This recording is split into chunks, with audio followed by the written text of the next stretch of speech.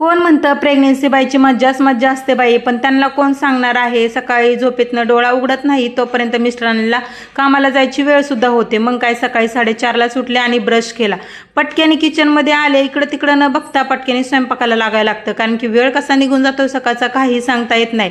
आता भाजीची तयारी ही मी रात्रीच करून ठेवलेली होती, म्हणजे चणे रात्रभर भिजवत ठेवले होते.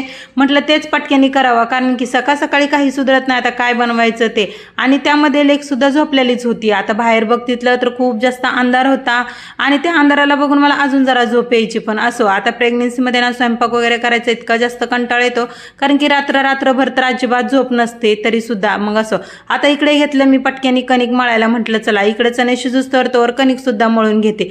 मग काही कणिक तर छान मळून घेतले. लगेच भाजीची तयारी, कांदा टमॅटो वगैरे कट करून घेतला आणि मग भाजीला फोडणी द्यायला घेतलं. आता कढईमध्ये तेल, कांदा टमॅटो, कढीपत्ता, जिरी, मोहरी हे सर्व टाकून सर्व मसाले टाकायला घेतले. आता छान इकडे शिजलेले होते ते म्हणजे चणे. आता चणे ना त्या भाजीमध्ये टाकून घेतले. चणे टाकून घेतले. इकडे भाजी छान शिजत होती तोपर्यंत मिस्टरांसाठी गरम गरम चहा सुद्धा ठेवला आणि त्यांना पाहिजे होते सकाळ सकाळी तुपातल्या चपात्या. मग काय इकडे तूप लावून छान इकडे चपात्या बनवायला घेतल्या. मस्त इकडे ना एक एक करून चपात्या लाटून घेतल्या आणि त्यांची ना नाश्त्याची तयारी केली, कारण की ते गेले होते आवरायला. आता त्यांचं आवरूस तर ना त्यांची आंघोळ आणि हे होऊस तर माझे नाश्त्याचं सर्व व्हायलाच पाहिजे असं त्यांचं म्हणणं असतं. असो, त्यानंतर इकडे छान इकडे तुपातल्या चपात्या करून घेतल्या आणि गरम गरम चाय सुद्धा झालेला होता. म्हटलं चला मिस्टरांना पटकेने चहा चपाती देऊन टाकते, तोपर्यंत उरलेले 2-3 चपात्या त्यांच्या टिफिनसाठी ते सुद्धा करून घेते.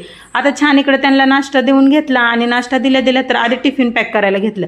आता टिफिन तर इकडे छान इकडे पॅक करायला घेतलंच आणि ते झाल्यानंतर मग त्यांना काय बाय बाय करायला गेले. मग त्यांना बाय बाय केलं. घरात येऊन बघितलं तर माझी लेक तर छान इकडे झोपलेलीच होती आणि नंतर गेले किचनमध्ये. आता किचनमध्ये गेल्यावर तर एवढा जास्त पसारा होता की तो बघून ना मला इतका जास्त कंटाळा. आता सकाळी उठल्यानंतर पाणी प्यायला सुद्धा मला वेळ भेटत नाही, त्यामुळे ना म्हटलं चला पटकेने पाणी पिऊन घेते आणि मग मला पण भूक लागलेली म्हणून पटकेने ना मी सुद्धा ना चहा चपातीचा सकाळचाच नाश्ता करून घेतला. मग असं काय नाश्ता वगैरे करून घेतला. चला असा होता आजचा दिवस. तुम्हाला व्हिडिओ आवडत असेल लाईक शेअर करा, यूट्यूब चॅनल सबस्क्राईब करा. तोपर्यंत